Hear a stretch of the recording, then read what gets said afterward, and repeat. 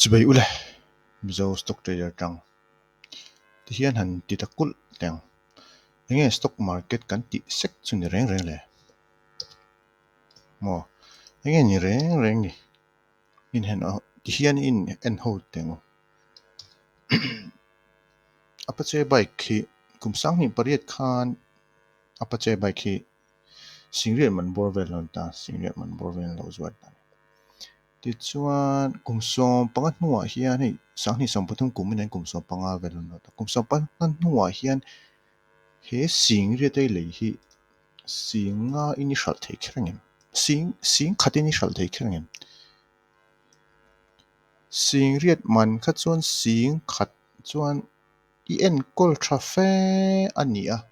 ila hral thei ni chuan a thaviunga ma se en kol thalom lo ini phei chuan in sing khat hian khoya mai hral lo thir chhia po chang to mai the chu ti ni wang chuan in en ula a hlut na hi za somrit pasari laina tlatniam don de ai depreciation tani thir chhia phei chuan in za pon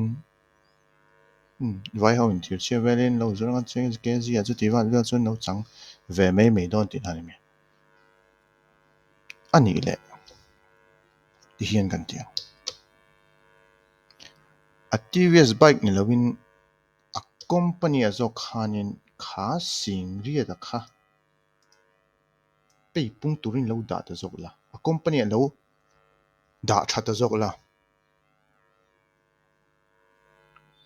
ti chuan sing ria da kha kum som panga nuwa chuan kum sang ni som ni pathon nuai som ko panga loi ani to don a bike ka sing ria din le ya sing khat ven sang ni kum som panga no chuan shal thei mai the a company zo kha lo lei ta zok la kum som no chuan nuai som ko panga ina pung to zok sing ria thi nuai som ko panga kum som panga chung ina pung don ti na ni chu kum som panga hi arem hani ngai to wang va kum som panga hi rem 11,000% in apung ti na ni dei maina hei hi arab thak in ti mai the ni ma se stock market a chuan eng tik lai po in thil thleng ani chu stock market kan ti hei chia buam ani lo chinon le hei chia buam ani lo a chia buam ani lo hei stock market kan ti chu ni zo kan ni eng tik lai pon thleng ani hei kumsom pani kumsom na lawa chun tinge thleng fo ni chuan chuan han ngai tu chin te le eng stock market chu ni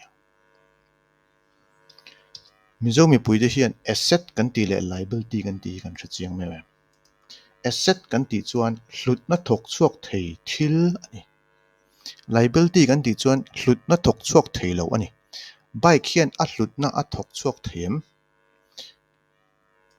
asset kan ti company kha a company hian hlut na a thok chuak them bike te chuan taxi te kan hmanga hlut na thok chuak thei lo a thok chuak theiang chu ma se singriat in le hei hi kum som nuwa singriat ai sang in hral theim teu lo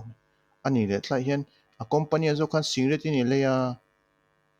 kum som nuwa singriat in hral theim nuai som ko pang in hral le lo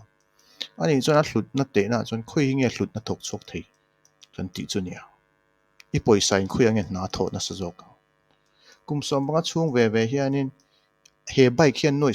som ko panga thok chuak nge karing lo khop bike let vel chu thok chuak ve mai bike a let ni le thum vel chu thok chuak a let sing khat thok chuak thei kum som banga chung hian kum som banga chu ni tin taxi man pe chuan kum som de kum nga po de don che me chu ani kan clear na chuan stock market a chuan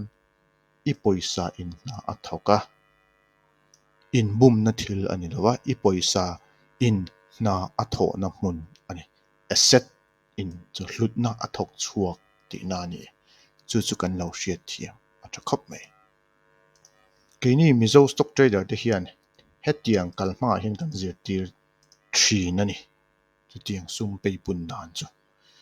ke hi Huxley L Colney kania MBA Finance kania managing partner SEBI approved sub broker ngat kania ka partner chu Johnny Laram din B Tech ania associate partner nia ani hi NISM derivative certified ani bokani Shiat Belzel idu chuan hi kan website ania kan website a hian local la zo na nei tu support zo la engkim kan kalphung te po iron mu thei doni chu tun video kanon talan dua milo subscribe pula engkim Facebook Instagram ate po miron follow ula engkim miron zot ula miron share fe do chuan chu kan kalphung ania ti zong kha tun video kanon siam thei chu ni